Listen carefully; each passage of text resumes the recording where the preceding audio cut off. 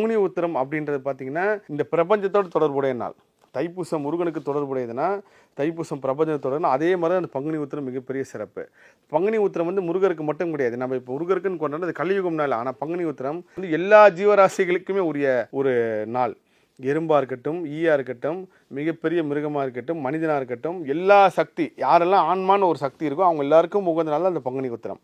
அப்போ சக்தியில் இருக்கிறவங்க முருகரை வழிபடலாம். இன்னைக்கு நாள் என்ன பண்ணலாம் அப்படின்னு பார்த்தீங்கன்னா பங்குனி உத்திரம் நாளில் நீங்கள் இயற்கை கொடுத்த ஒரு மிகப்பெரிய வரப்பிரசாதம்னா குடும்பத்தோடு நீங்கள் வழிபடுங்க. அது கோவிலில் வழிபடுங்க, இல்லையா உங்கள் வீட்டில் குடும்பத்தோடு வழிபடுங்க. இந்த ஒரு நாள் நீங்கள் வழிபட்டீங்கன்னா இந்த 365 நாள் நீங்கள் குடும்பத்தோடு வழிபட்டால் என்ன பலன் கிடைக்கும்? அந்த பலன் கிடைக்கும். பிரார்த்தனைக்கு சக்தி இருக்கோ அது மாதிரி இந்த குடும்பமாக சேர்ந்து வழிபட சக்தி இருக்குது. ஸோ முருக பக்தர்களே, இந்த பங்குனி உத்திரத்துக்கு நீங்கள் எவ்வளோ பெரிய மனவேதனை இருந்தாலும் சரி, எவ்வளோ சண்டை சச்சரவு, எவ்வளோ பேசவே முடியாத பிரச்சனை இருந்தால் கூட இந்த ஒரு நாள் மட்டும் எல்லாருமே அனுசரித்து மனம் ஒத்து முருகப்பெருமானியோ சிவபெருமானியோ பார்வதி தேவியோ உங்களுக்கு எந்த தெய்வம் பிடிக்குமோ அந்த தெய்வத்தை வழிபடுங்க. இன்னொரு விஷயம் வந்து போகர் வந்து நவபாசனம் செய்த நாள் வந்து பங்குனி உத்திர நாள் தான். இந்த பங்குனி உத்திர நாள் தான் நிறைஞ்ச பௌர்ணமியில் அவர் எல்லா மூலிகளையும் நவபாசனம் எடுத்து அவர் பண்ணியிருக்காரு. இது ஒரு மிகப்பெரிய சிறப்பு. கண்டிப்பாக இந்த பங்குனி உத்திரம் நாள் உங்களுக்கு மிகப்பெரிய வாழ்க்கையை வந்து மாற்றும்.